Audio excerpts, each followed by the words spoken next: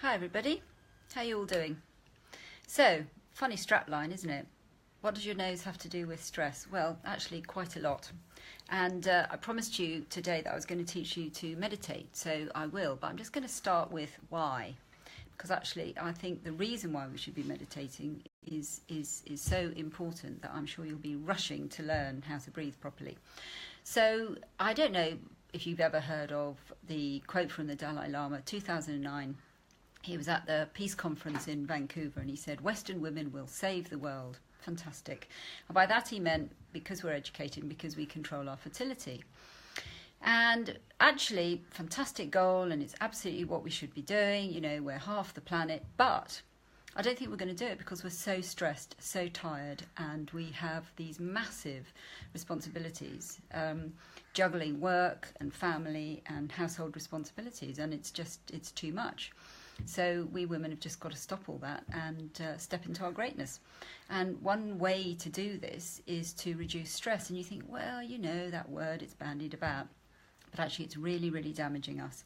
And I've got some pretty horrid data from the UK. This is all UK data.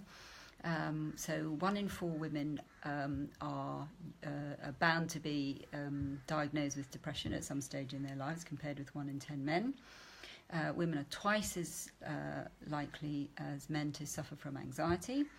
And in the age group 45 to 54, women are most likely to suffer from stress and depression, and that age group has also got the highest divorce rate. The global data I've got, which is really interesting, is that women are actually more unhappy now than they were 40 years ago, which is amazing considering we're supposed to have had all these amazing opportunities. But I think the amazing opportunities we've had have come at some cost.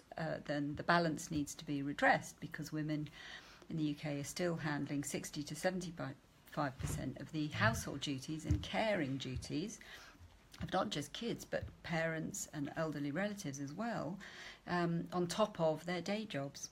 So there's a great quote from, I think it's Jenny Murray, somebody from Women's House, saying women are so lucky nowadays, we can go out to work and then go home and work as well. Wow. So what does stress have to do with this? Well, the thing is that living in a state of constant stress is not what we were designed to do. We were actually designed only to be having our stress hormones work 15 minutes about every 3 weeks. Not all day, every day. Not all day, every day. And that is absolutely fundamental.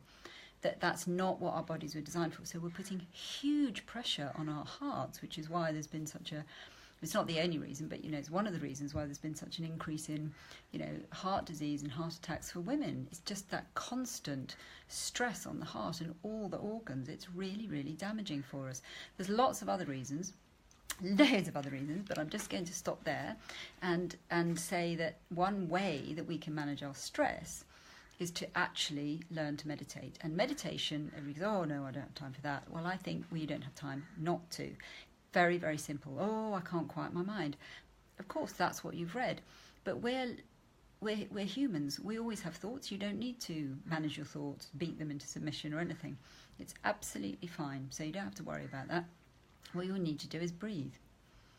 And you say, well, I know how to breathe. Well, mostly we're doing it wrong, and I know I certainly was. So all you need to do is sit there, sit upright, no slumping, shoulders down, your backs, scrunch out your face to release the tension, squeeze your eyebrows together, hold a huge amount of tension there.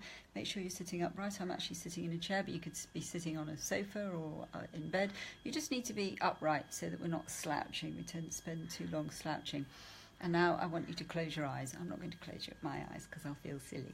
But anyway, just close your eyes and listen to my voice, okay? Now, I am a qualified meditation teacher, I promise, and I teach here in Tanzania every Saturday. And my students are very kind and say they love my classes, so I promise I know what I'm doing. I do. So close your eyes, relax, make sure your posture is good.